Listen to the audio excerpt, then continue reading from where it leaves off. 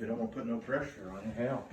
Today I'm going to be doing some sectioning. I'm going to do hand hygiene. I'll put my patient in semi-Fowler's position. I'm putting gloves on. I'll put a mask on. I'll put a gown on, so if the sectioning content splashes, it doesn't get on me. I'm going to put a towel on my patient. I have the sectioning device behind me, and I have the connecting tubing. I'm going to make sure that's closed. And I'm making sure that my sectioning is working. For adults, it's 100 to 150. For children, it's 100 to 120.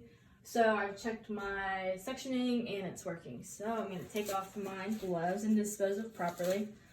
I have done this several times, and I've been pouring the saline, and it's made my box just super, it just hardly works anymore. And my kit, it's all wet. So we put wax in there so it'll be easier for me to open.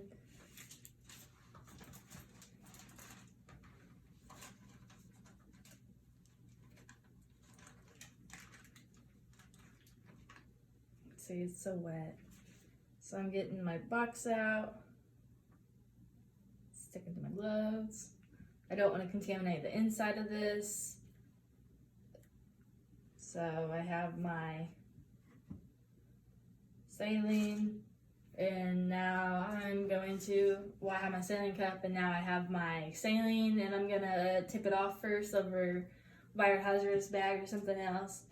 So now that I've done that, I'm not actually going to pour it, but I'd pour it into my saline cup. Now I'm going to put on my sterile gloves.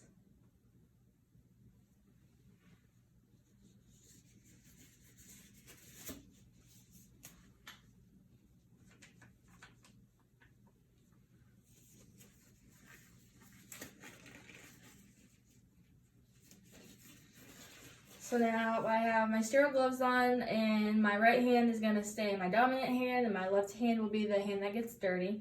So I'm going to pick up the catheter so that I can measure.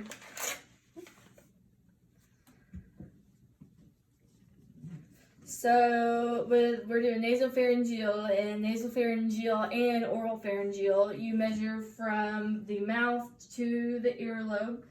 For nasotrachea and oral trachea, you measure from the tip of the nose to the earlobe to the bottom of the neck.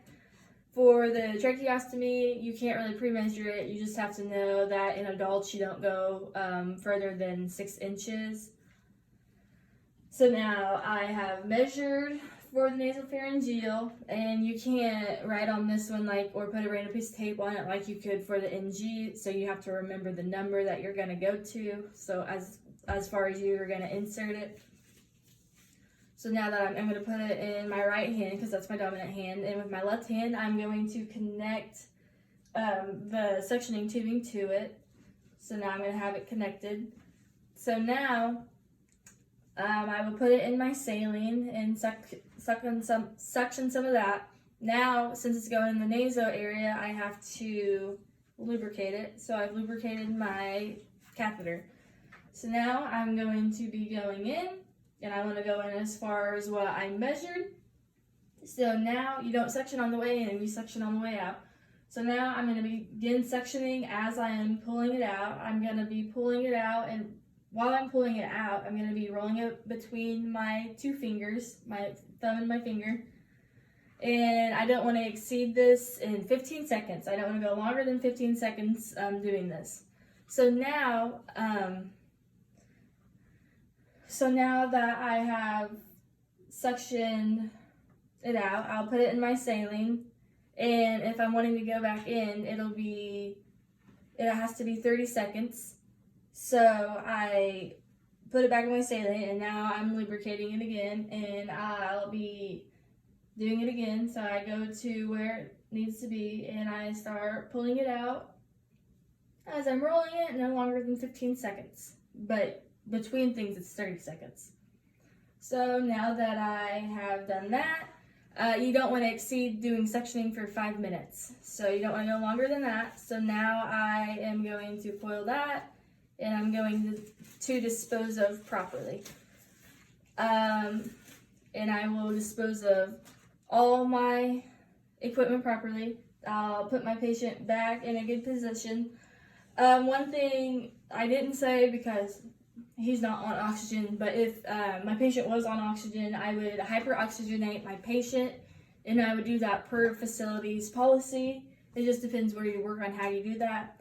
So if my patient was on oxygen, I would put them back on their oxygen. Then I would do universal steps. That's all.